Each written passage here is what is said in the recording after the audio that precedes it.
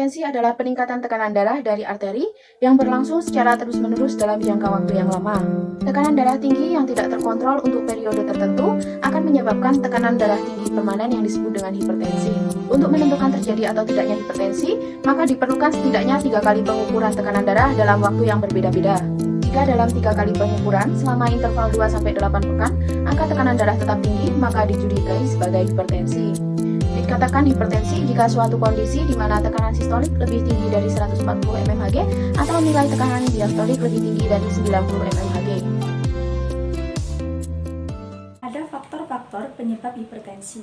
Faktor penyebab hipertensi itu dibedakan menjadi 2, yaitu faktor penyebab primer dan juga faktor penyebab sekunder. Untuk faktor penyebab primer atau yang biasa disebut dengan hipertensi esensial. Hipertensi esensial ini adalah hipertensi yang sering terjadi di masyarakat umum.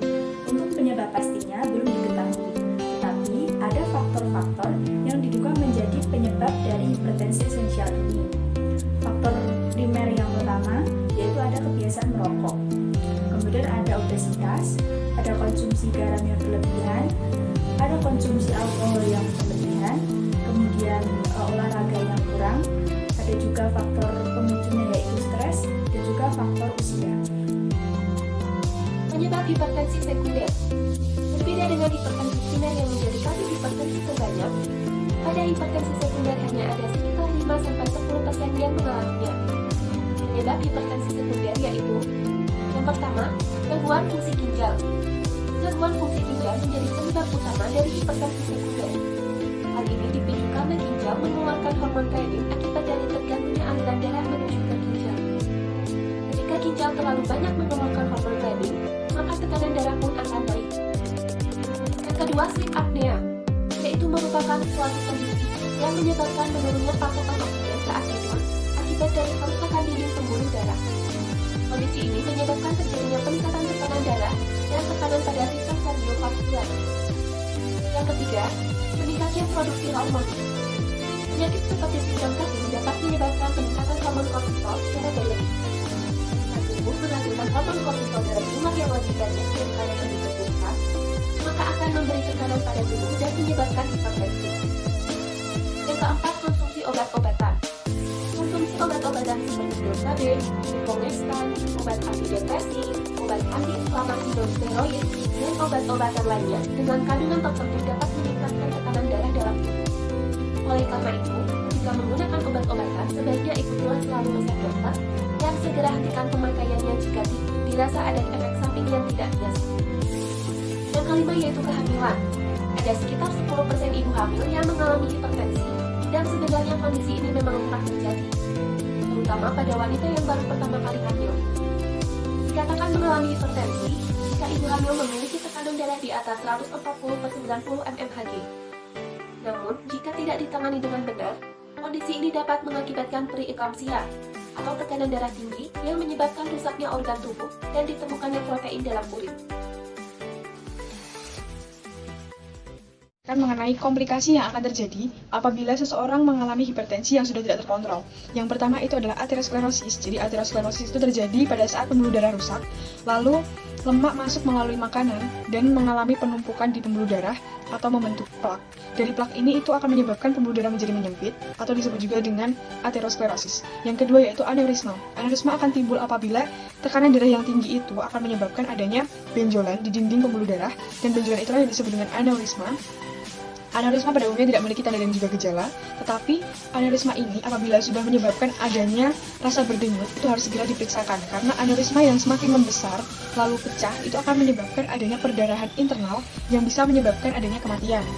Lalu yang ketiga itu adalah penyakit arteri perifer. Jadi aterosklerosis ini akan menyebabkan adanya penyempitan arteri perifer, sehingga gejala umumnya yang dirasakan itu adalah kram dan juga nyeri atau lelah otot kaki atau pinggang, yang biasa dirasakan apabila seseorang berjalan atau menaiki tangga. Dan rasa sakit ini akan menghilang apabila seseorang tersebut sedang beristirahat atau mengistirahatkan ototnya, dan akan kembali terasa apabila seseorang tersebut kembali berjalan atau menaiki tangga. Berikutnya yaitu penyakit arteri koroner yang keempat. Jadi ini akan terjadi apabila aterosklerosis itu terjadi kepada pembuluh darah yang menuju jantung, sehingga suplai darah ke jantung itu tidak memadai, dan jantung menjadi kekurangan oksigen dan juga nutrisi, yang akan menyebabkan adanya nyeri dada atau angina, lalu akan menyebabkan serangan jantung serta detak jantung yang tidak beraturan atau aritmia. Yang kelima yaitu pembesaran ventrikel kiri jantung atau hipertrofi ventrikel kiri.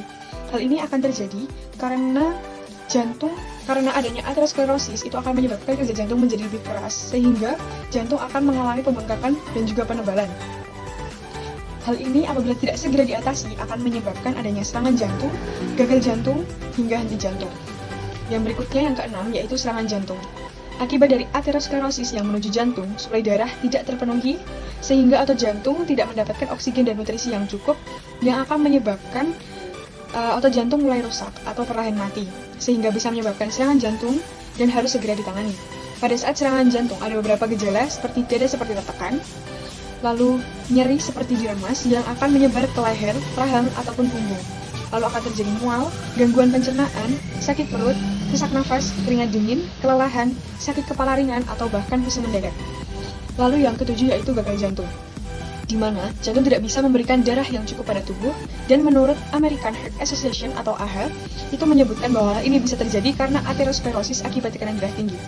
Pompa jantung yang bekerja lebih keras menyebabkan hipertrofi, sehingga kebutuhan jantung akan oksigen dan juga nutrisi akan kurang, dan gejala umum yang terjadi adalah sesak nafas, kelelahan, bengkak di pergelangan tangan, kaki, perut, dan juga pembuluh darah di leher. Yang terakhir yaitu adalah glomerulosklerosis, jadi ginjal dan juga tekanan darah itu berhubungan. Karena ginjal bekerja dengan membuang sisa makanan dan cairan berlebih dari tubuh, dan jika seseorang menderita hipertensi, itu akan beresiko untuk merusak pembuluh darah menuju dan juga berasal dari jantung. Hal ini akan memicu adanya nefropati atau sekumpulan penyakit yang menyerang ginjal. Salah satunya yaitu glomerulosklerosis atau luka yang terdapat di glomeruli, yaitu pembuluh darah kecil di ginjal yang berfungsi menyaring cairan dan sisa pembuangan dari darah. Glomerulosklerosis juga menjadi salah satu pemicu gagal jantung. Komplikasi hipertensi yang selanjutnya adalah aneurisma arteri ginjal yang terjadi di pembuluh darah ginjal akibat adanya arteriosklerosis. Kemudian untuk komplikasi hipertensi yang selanjutnya ada penyakit ginjal kronis. Penyakit ginjal kronis merupakan suatu kehilangnya fungsi ginjal secara bertahap akibat terjadinya hipertensi atau tekanan darah tinggi. Akibat tekanan darah tinggi, maka ginjal akan kehilangan fungsinya untuk mengeluarkan kelebihan cairan yang ada di dalam tubuh. Akibatnya ginjal akan menjadi rusak selama berbulan-bulan bahkan bertahun-tahun. Kemudian untuk komplikasi hipertensi yang selanjutnya adalah gagal ginjal. Gagal ginjal merupakan suatu keadaan di mana ginjal tidak dapat bekerja dengan baik untuk mengeluarkan kelebihan cairan yang ada di dalam tubuh. Kemudian untuk komplikasi hipertensi yang selanjutnya adalah kebutaan. Tak hanya mempengaruhi pembuluh darah yang ada di ginjal, hipertensi juga mempengaruhi pembuluh darah yang ada di mata. Akibat tekanan darah tinggi, maka pembuluh darah yang ada di mata akan menipis dan juga menebal. Akibatnya aliran darah yang masuk ke dalam mata akan berkurang, juga aliran darah yang masuk ke dalam retina juga akan terbatas, sehingga penglihatan menjadi kabur atau bahkan penglihatan menjadi hilang total atau yang sering kita kenal dengan kebutaan. Komplikasi yang selanjutnya adalah perubahan kognitif yang dapat menimbulkan masalah dalam berpikir, belajar, dan juga mengingat. Apabila hipertensi tidak segera ditangani, maka dapat menimbulkan suatu masalah yang disebut dengan demensia atau hilang ingatan secara mendadak. Dan demensia yang sering disebabkan oleh hipertensi ini adalah demensia jenis vaskuler atau demensia vaskuler. Karena demensia vaskuler ini terjadi karena adanya penumpukan darah di otak sehingga aliran darah yang masuk ke otak menjadi kurang.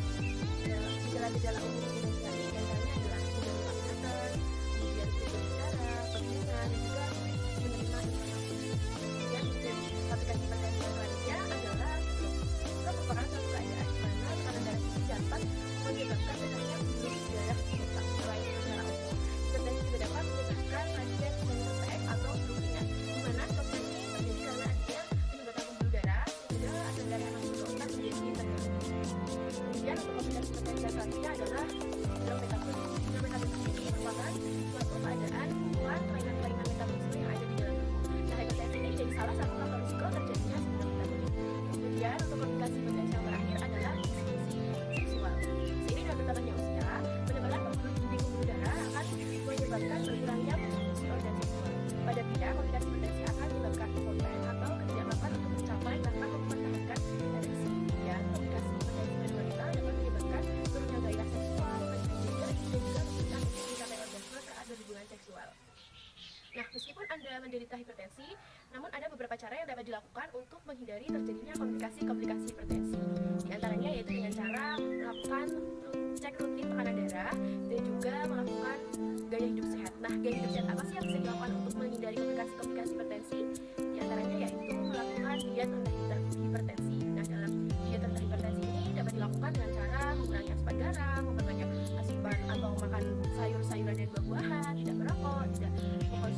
alkohol, rajin berolahraga, dan juga mengurangi stres. Cara pengobatan hipertensi. Ada beberapa metode yang digunakan untuk menangani hipertensi. Metode yang pertama yaitu perubahan gaya hidup. Mengubah gaya hidup menjadi lebih sehat dapat menurunkan tekanan darah dalam beberapa minggu. Dokter akan menyarankan perubahan gaya hidup tanpa perlu konsumsi obat jika risiko pasien terserang komplikasi rendah.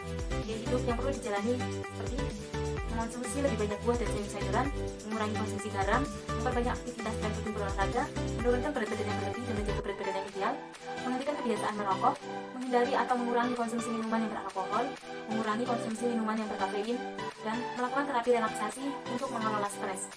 Metode yang kedua yaitu penggunaan obat-obatan. Pada beberapa kasus, penderita hipertensi harus mengonsumsi obat penurun tekanan darah. Akan tetapi, dokter dapat menurunkan dosis atau menghentikan pengobatan jika tekanan darah pasien sudah terkendali melalui perubahan gaya hidup. Dokter akan meresepkan obat anti-hipertensi pada pasien yang tekanan darahnya lebih dari 140/90 mmHg dan berisiko terserang komplikasi. Beberapa jenis obat yang sering digunakan untuk menangani hipertensi.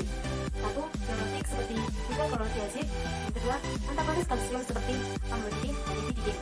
Yang ketiga, penghambat beta seperti atenolol dan bisoprolol. Keempat, penghambat renin seperti alisiciren. Dan yang kelima, vasodilator seperti monoxidil. Penting bagi pasien untuk mengonsumsi obat yang telah ditentukan dosisnya oleh dokter dan beritahu dokter jika ada efek samping yang muncul.